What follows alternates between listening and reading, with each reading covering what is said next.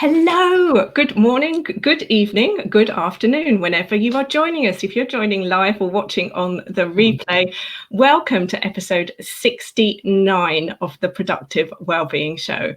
And I'm so excited for the next 5 episodes. We are going to be having some previous guests that have been on the show coming back because we're going to be doing lockdown business life lessons. So this is conversations all about what's been going on in the past 17 weeks, because it might seem like this has been going on for a lifetime, and March, when the UK first went into lockdown, seems like another life, but we have been in this sort of world of transition for the last 17 weeks, and these guys who are going to be coming on the shows over the next 5 episodes have been on the show for various different conversations, and now we're catching up with them to kind of really deep dive into what they've learned in business and life. Before we go into that, I just want to clarify that for anybody to share this kind of information is real courageous act. So let's really thank all of the people who are coming on these shows to willingly sort of air everything that's been going on with us, and be really grateful that they are doing this for us, because it is hard sometimes to say, yeah, you know, we're so used to being like, yeah, it's great, it's fine. So kudos to them for agreeing to be on the show.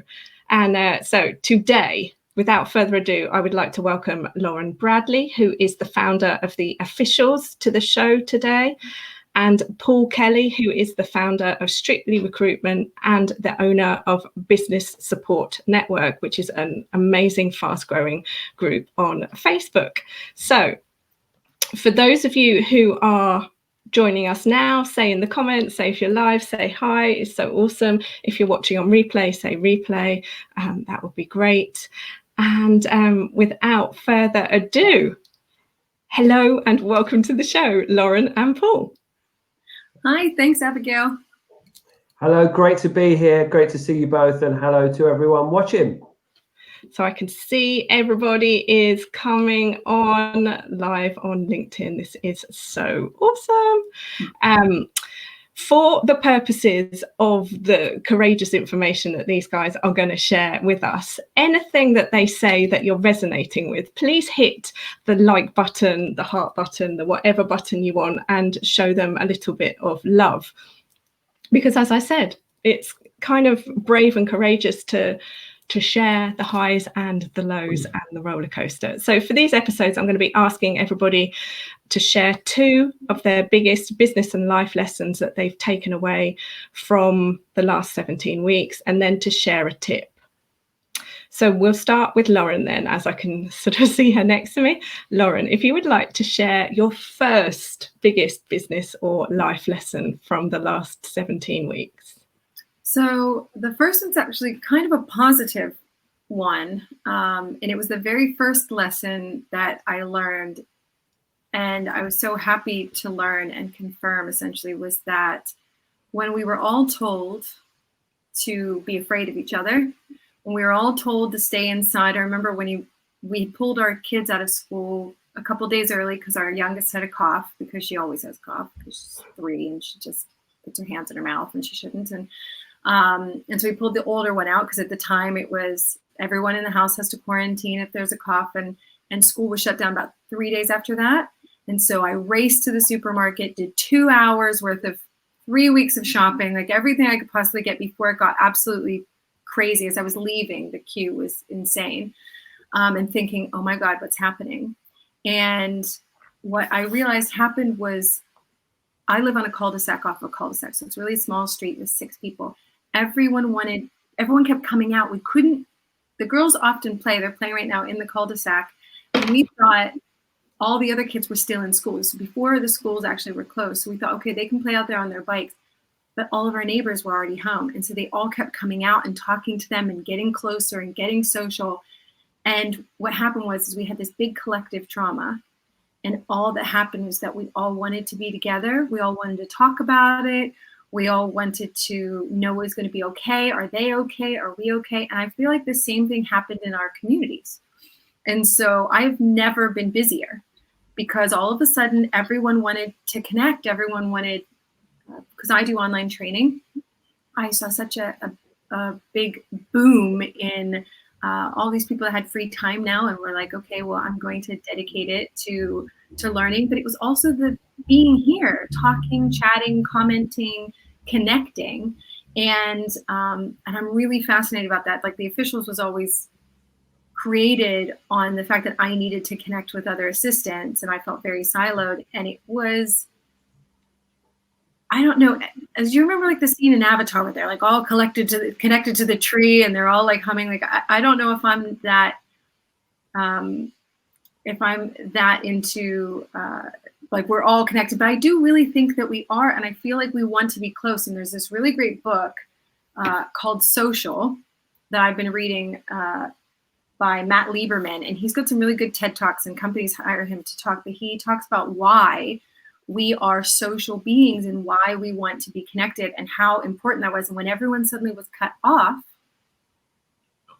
how all we wanted was to be together. So you think we're all going to get digital, everything's going digital and AI, and we'll all be stuck inside and looking at our computers. And the first thing that happened is we all went outside our doors. And I think that was such a blessing of a lesson, to realize that we're all still connected, that we all still want to connect, and we all still need support from each other, and that people were willing to step up to do it. Like you doing your show every week, were you doing it every day? The first 19 episodes were 5 days a week. That's insanity, but it was because, like, didn't you feel people needed it? Yeah, totally. To give talk, that connection. Yeah. We weren't going into the office, so we all needed something. Yeah. That was my biggest lesson, I think, and it hit immediately. And I was like, I can't send them out there. All the neighbors keep coming out, but it was a fantastic problem to have, because we just all wanted to be together. So guys, let us know in the comments if you're resonating with Lauren's lesson there, that basically this human need for connection. If at the start, sort of cast your mind back to 16, 17 weeks ago, when we were overnight told that's it, you can't leave your house, and you can only go for a walk once a day. I mean, there was at one point where we were just able to go whenever we wanted, and then it was once a day. So can you remember back to then how you actually felt and what you found yourself doing, searching for this connection? How have you stayed connected? Maybe it has actually been watching the show, and if you're somebody who's watched the show sort of from the early episodes, even the beginning, then let us know in the comments. But so Paul, over to you then. What would you say your first big lesson, or business and life, or whatever has been? Yeah, it's really interesting, because exactly what Lauren has just said, I wanted to talk about that as well. And I think that I can definitely resonate with exactly what you've just said there, Lauren. And this period of time, I think everybody in the world has learned so much. I mean, we all went through years and years of education, and some people learn way more than I ever did.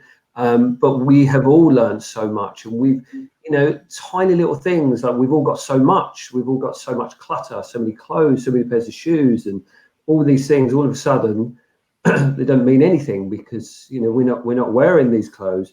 All of the little things that we thought were just so important in our lives just became completely immaterial. So it really has been a kind of huge period of reflection, and as I say, the amount of learning that everybody's done and soul searching about themselves is kind of quite remarkable. And I've been exactly the same as that. And in preparation for today, I kind of wrote down a list of things that I have learned, and things that in my mind have really stuck out. And the number one thing on that list, and I'm looking at it now, and I've starred it and I've boxed it, and I'll tell you what I've written word for word, is that relationships and community are absolutely everything. And I don't just want to jump on what Lauren has said, but I can't You can't escape it. I can't think of something that's more prominent, to be fair, because as Lauren said, all of a sudden, you know, we see our friends, we see our family, you know, Lauren, clearly a lot of your family are, you know, thousands of miles away, and you know, there's no way of going to see those people. There's no way to go and see your friends and family who are 2 miles away, and then all of a sudden you realise how important that support network can actually be. And that's, you know, I know that Lauren's doing some amazing bits and pieces with her network. Abigail, you've done some incredible bits and pieces with this show and the community that you have. But that really resonated with me, and it's having a community is something that I've been interested in doing for a number of years, and all of a sudden the stars aligned, and here we are. You know, ultimately, you know, a lot of people know about the network that we've created that's been really popular and really successful, and that's great. But you know, tiny little things. Abigail and Lauren, we didn't know each other 3 months ago, and now we've spoken loads, and we've realised how in sync we are in our different views and what have you, and lots of exciting things that, you know, that we can all kind of look at and collaborate with in the future.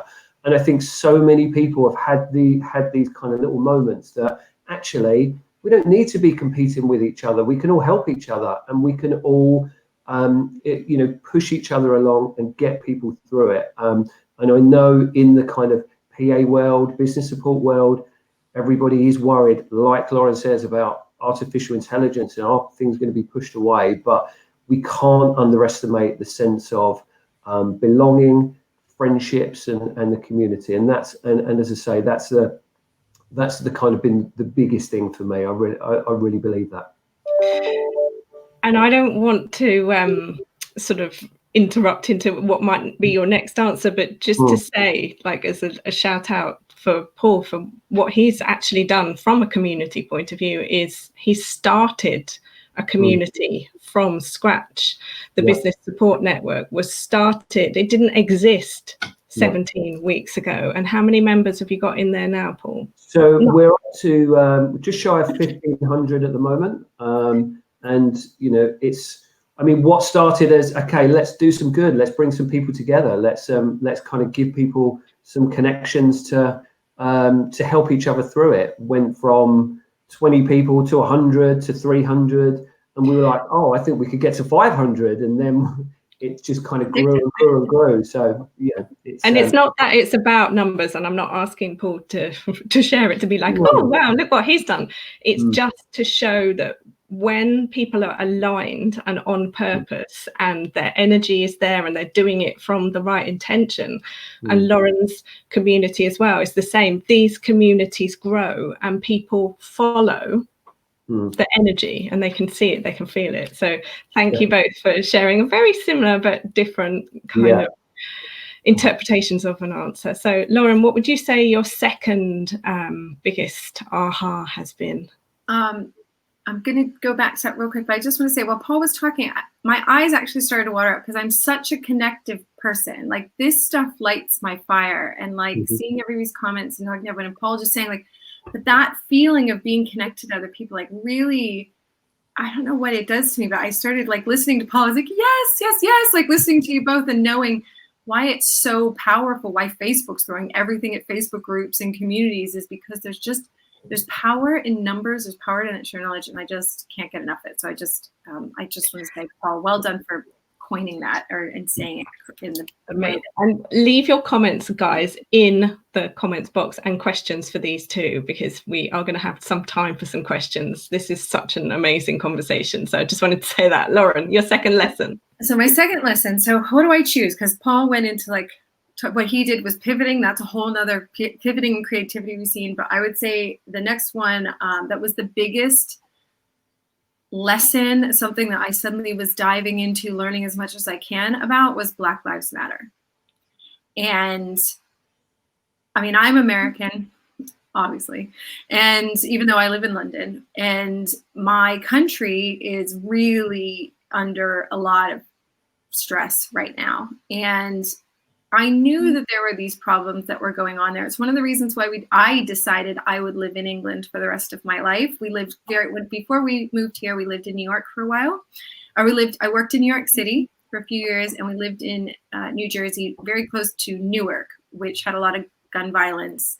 And even though we lived like next to late night celebrity hosts and things, we were still very close to where there was violence and guns and just on a different level than I was ever used to. I'm from Pittsburgh, which is not New York, and it was quite a tumultuous time then. And fast forward to now, and I can't believe how blind anyone can be to just live your life and say, well, that doesn't affect me, so I'm going to treat people kindly. I'm going to do my best to instill that in my children. But if I'm not actively being anti-racist, calling people out, donating to causes, helping one of the reasons I started the officials because I wanted to raise everybody up. Our instructors are our members a lot of the times, as well as like incredible instructors that are out there, but like Jillian Huffnagel and more. But it's realizing that I have a platform now, and so I need to be paying more attention to, well, what seat am I opening seats at the table, because systemically things I don't even realize are happening have prevented them. And I think we've talked last time, we were talking about mindset and how important that is. And from a mindset for Black communities, especially in America, but anywhere really, to basically be treated as a criminal from a very young age. And I started my education with absorbing the news and everything that was going on at the time and the riots and finding out about these killings, what was happening. And a friend of mine, Ebony Bellhumer, who is an absolutely incredible EA blogger, and she's like the ultimate remote assistant. I was feeling for her, and then realizing there's this great, amazing Black admin community. There's Nadine King, who runs Black Admin Magic. There's Deborah Coleman, who has a podcast about women in business. And I was able to connect with them as well. And I actually connected with them right before all of this really kicked off. And even though I think you can say for years, hundreds of years, it's been kicking off, right? But I suddenly absorbed myself, and I read When They Call You a Terrorist by Patrice Con Colors, who actually started the Black Lives Matter movement. When you hear her story, I was like, this sounds a lot like how my dad grew up. He grew up poor in the projects, which would be Council Estate. But it was Eastern European. They were Ukrainian, and their parents or grandparents are from the Ukraine or Ireland or wherever. Because in America, no one is American, right? No one's native other than Native Americans. But my father was never treated as a criminal. He was never thrown up against a wall at 7 because there were no parks in his neighborhood. And so they were playing in an alley because that's the only place you have to play, and you're instantly told you're a criminal. So it's easier to act like a criminal. You don't have as many opportunities. It was heartbreaking. It was a heartbreaking story to read. And I have a whole list now. And so many of our members fed me information. We had a great member who shared a really easy to watch video on systemic racism that I found really compelling. We put this all in a blog post on the officials if anybody wants to check it out. Can you share this link in? I actually have it. I was trying to remember the name, so can I put it in here? I don't actually see where I can comment at the moment. I'll share it afterwards, because I know I can. Share it after. In here afterwards, and this was all just shared from other people. And I thought, if I'm going on this, I always think if I have to learn this thing, there must be hundreds of other people that are on the same journey. And then, so I read that book, which I highly recommend, or actually I listened to it. She narrates it, and she was just, I think she gets as a angry Black woman, and her storytelling was so compelling, and it was so far from that. And it doesn't matter. I mean, you can be an angry Black woman, you can be a soft-spoken Black woman, you can be whatever you want. There is no definition of what you are supposed to and not supposed to be. But it made me realize how much I participate in that through my white privilege. And it's making me think every time I come to a table, I think, I'm asking for diversity in different places that I work with. I'm talking to corporate trainers, and I'm saying, okay, well, what is your diversity rate here? Have you thought about this? I'm bringing in people that I know into situations, trying to constantly bring them into the conversation. And I don't necessarily think these are people are being overlooked on purpose. I think it's just because systemic racism that it's happening. And I think I said this before in the last one of these we did, was there's this book called Untamed by Glennon Doyle that I love. And there's a chapter here about racism. So she is white that wrote this, but she's had a really big journey on Black Lives Matter before, again, the most recent kickoff. And there's just a beautiful, beautiful chapter in it on that. So those are some of my recommended readings that I've just been diving into, and I have a whole list of books that I'm listening to now. And it's really, that shook me. That was something that really shook me. And especially when I have friends that it were really affected, their children were really scared. That's the biggest thing. I don't want to, it was a rough lesson. It was a real rough lesson. Yeah. Well, thank you for sharing that one with us and sharing the benefit of your research as well, because I think it's something that we can all do more to understand, because the big thing for me is the unconscious bias, where we really don't know that we are, and we're unconsciously biased on so many levels to so many things, and not because we are racist, but just because of how we've been raised. So until you consider something different, what you know is normal. Yeah, huge conversation. So Paul, what's your second lesson been then from the last 17 weeks? Yeah, again, it's I've really struggled to just come up with two and really focus on two, as I said, because there has been so many things. But I think the second one for me is something that over the last year and a half, 2 years, a lot of people that I have been following and a lot of people who I have been using as unofficial mentors in my business life, if you like, and people that I've been looking at have spoken about, and they've impressed the importance of kind of living by these principles in a business arena. And it's something that I looked at and I thought, right, okay, I'm going to apply those principles, but I don't think up until the beginning of the year, March, April, June, I really actually got it. And for me, it's providing value. And I know that you two probably look at a lot of the people that I look at and kind of get some inspiration from a lot of high profile people who always say provide value. And look, it's really easy to sit here and say, yeah, I'm going to provide value, but I still got my bills to pay at the end of the month. And, get that message confused with, I'm going to provide value, but I want to make money out of that value. Now, of course, when we're in business, we all want to make money. Of course we do. And we all want to, we wouldn't be in business if we didn't want to make as much money as possible. So let's be honest about that. But at the same time, it is very apparent and it is very obvious that there is a natural gravitation to people who put themselves out and make sure that they are doing some good. And the people that are doing good are the people that in business at this moment in time, in 2020, in 21, in 22, and the years to come, they will be the really successful people, because they're the ones that have put themselves out and said, okay, look, we are in a really terrible situation. Let's help each other out. And then long-term, things will develop from that. Long-term relationships will develop from that. And you might not make a ton of money in the first 6 months, but while developing those relationships based on value, it will then grow. And then another relationship will planting grow. Seeds. Exactly. And I can't kind of stress it enough. And it's something that I've been saying to my staff, and it's something that we need to be looking into our business model in our recruitment agency to make sure that we are at the top of our game in doing that. And I've seen it. I've seen it firsthand over the last 3 or 4 months. If you go into something with a 100%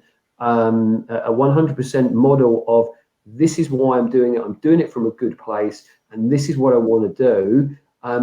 over the course of time, you will make money from that, but enjoy the process, enjoy being a nice person, embrace being a nice person, help people out, and you'll be successful. You will, if you stick true to that, it's going to happen. So I think for me, that is something that I've been interested in a very long time. But the key principles and the key understanding of it really kicked into place as of March of this year. And I'm so glad it has, to be fair, because it's it's something that is going to stick with me forevermore. And I know it will be the bedrock of future success. So for me, that's my second one, is to provide as much value as possible. Two things off of that. The first one is, who's taking notes? I'm interviewing, but I'm also taking notes. And here's a little point in life. If you are not writing notes and writing down things that you learn and always learning, then your life is going to be very, very limited, because we can learn from everybody all of the time. So the second point to that was, I really wanted to kind of take your example there one step on and sort of say, what was it particularly that made this lesson that you already know, that really solidified this lesson for you? Did you, and we don't need to name names, but did you see people sort of trying to advertise in a way that was just dated and irrelevant? What was it that made you kind of go, oh no, I mean, I think there was I'm just going to give full disclosure, because there's I promised that I would have a really real conversation. I'll give you an example.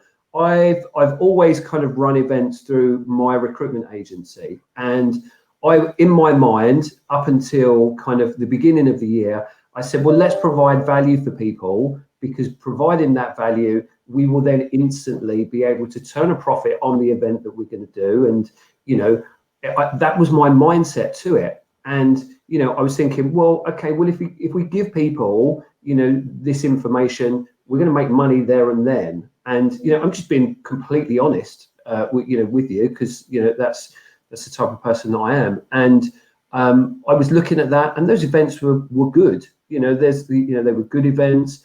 We made a little bit of money, but then all of a sudden there was a desperation in everybody. There was desperation in me in March, because, oh my God, look at what's happening. I knew that we weren't going to be able to do any business. That how could we as a recruitment agency phone up a company and say, hey, are you recruiting? You're just not going to do it. So the emphasis became on, let's build this community, let's bring people together. And the feedback that we've had off the back of that, oh my God, you've basically made these last 3 months bearable. What I've got to speak to, this is people who have kind of got in touch with us. We've got to meet so many different individuals. I've got to meet people like you guys. I'm looking at, on the right hand side of the screen, there's names that I recognize that have come to kind of jump in. And I'm now getting our clients say to us, hey, look, nobody's going to forget what you do and what you've done, because you've gone above and beyond, and you've provided a kind of a value add service that nobody else has done. And it's really, and we haven't made a single penny, essentially in the last 3 months. But this time next year, I think it will be a completely different story. Even if we haven't, we did it coming from a really good, solid place that we helped people out. And that is one of the most gratifying things, people saying to us, this is a shocking situation, but thank you so much, because without the stuff that you've been doing, and I'm sure it's the same with you, Abigail and Lauren, I'm sure you've had people say, the officials has really helped us with the stuff. I'm sure that you've had the same, Abigail. And that for me, is so much more fulfilling than, a check at the end of it, so somebody saying, oh, you're making a real positive difference in life. So I think that's these were the moments that led me to really think that, basically. Amazing. Well, thank you for the in-depth sort of next step of the honesty, and the guys in the comments are saying they appreciate the honesty as well. And thank you to Andy Parks, who's put the Twitter handles down for everybody, for anybody who wants to tweet this.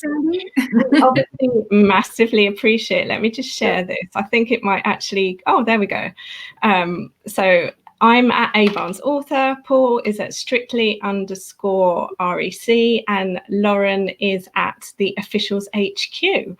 So when it comes to sharing the content, we all sort of are in alignment that community is the bedrock of what we do, and helping as many people as we can is as well. So by you guys sharing that you're watching this helps us share it with more people, and then it becomes, you know, a snowball. And this is what's the amazing thing about life. As I said before, if you've got any questions for the two of them and you want them to deep dive into anything specific, put it in the comments now, because the next question that I am going to ask both of them is, what is one tip that they've got? And obviously you can see they are a fountain of information, the pair of them. So getting them to even get it down to two things and one tip has been big. So I would suggest that you follow both of them independently, join their groups, check out what they do to learn a little bit more. So just for the sake of the show, one tip. Lauren, are you ready to go? So so tell me, what is this tip about? Because I've got so many. I mean, like, I could tell another, like, just off of Paul. Just okay, so let's imagine, like, just to give it a little bit more context then. Somebody has just come back to the world. Maybe they have been isolating somewhere where there's no Wi-Fi and they don't know what's going on. So they've just come back to the world and they are like, hello, what's happened?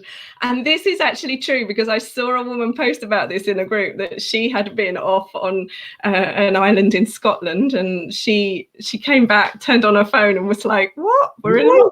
Really? What, there's someone out there that didn't know what was going on? No, she'd gone on a detox, like a tech detox, because this is what she taught in her business. So she went on this tech detox to Scotland, gets off of the boat back onto the mainland. She went to one of the islands there, gets on the mainland, turns on her phone, and literally it's like, the country's in lockdown, you need to go home.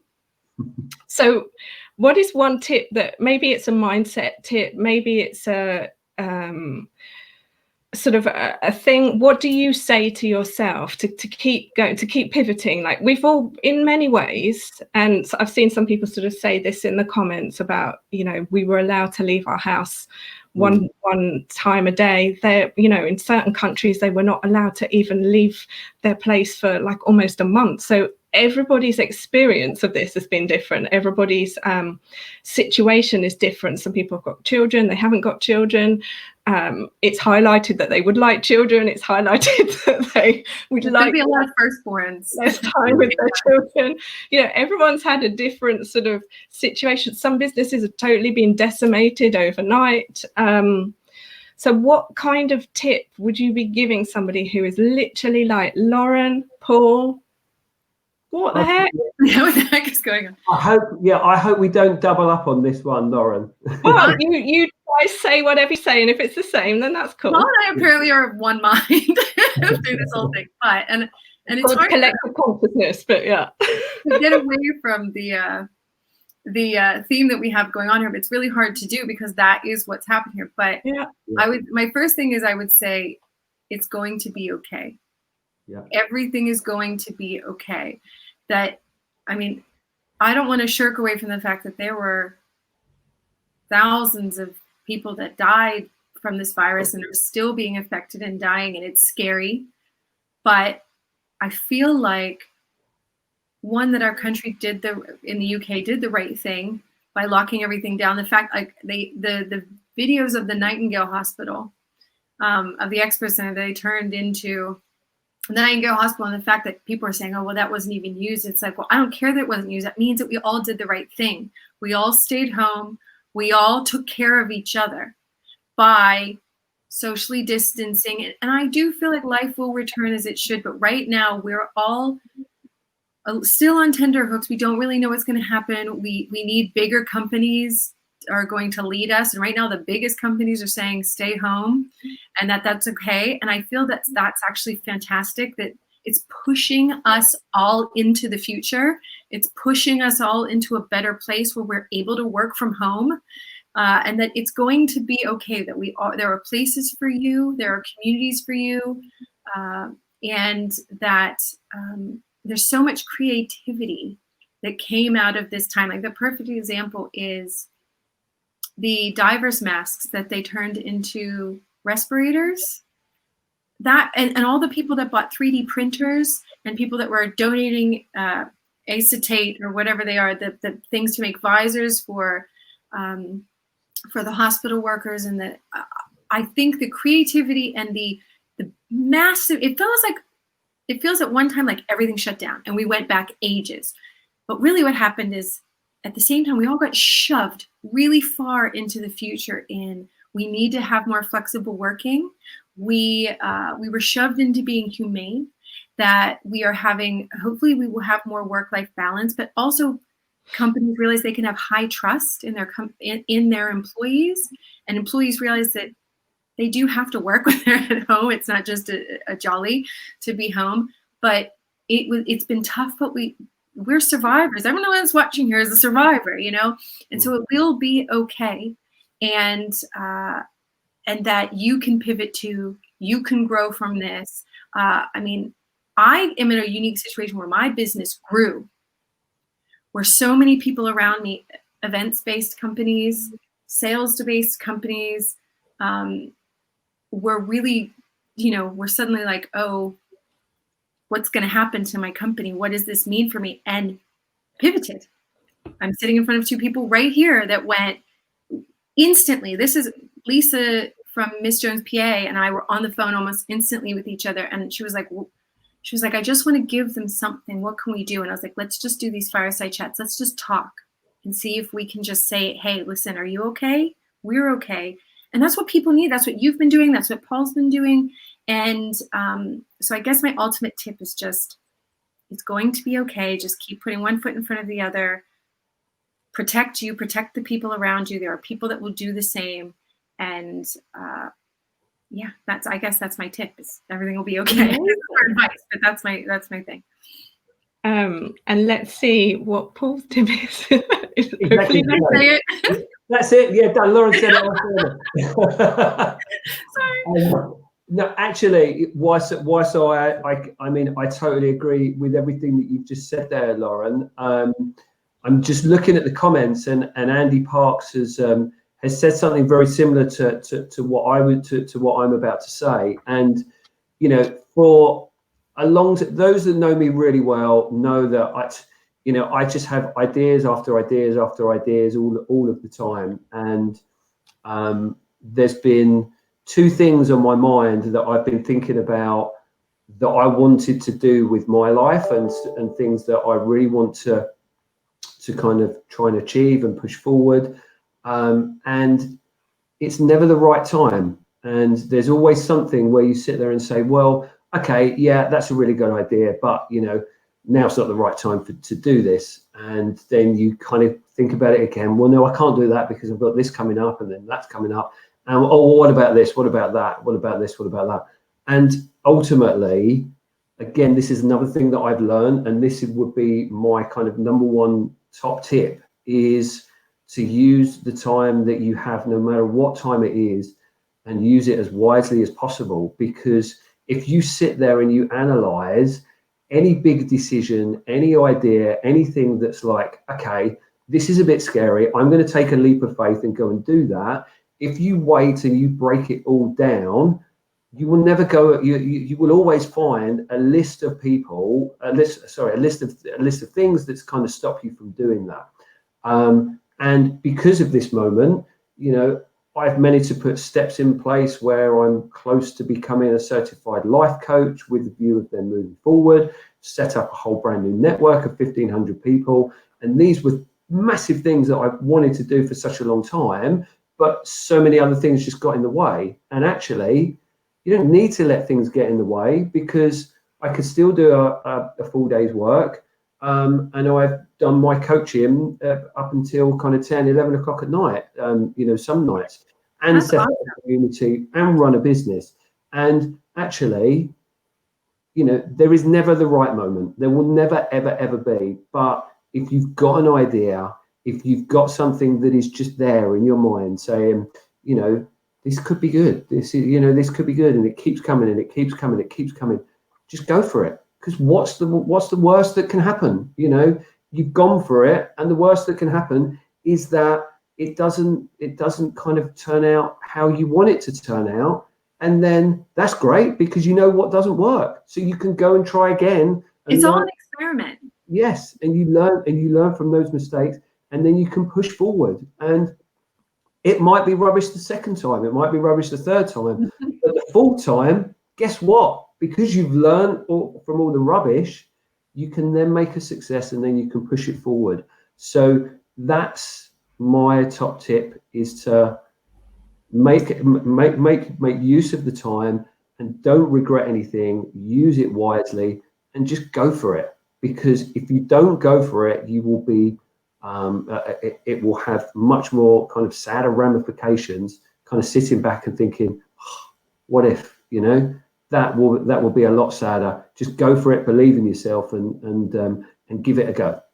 I love it. 2 top tips there, and 2 very vulnerable shares from an unprecedented time. I mean, there are no better words to really describe what's gone on other than to use the word that everybody's using. But the reality is everybody's been making it up, and we've all got through it or got to where we've got to, which is amazing. And I'm just really grateful to you guys for sharing some of what you've learned over the last sort of it's actually months now.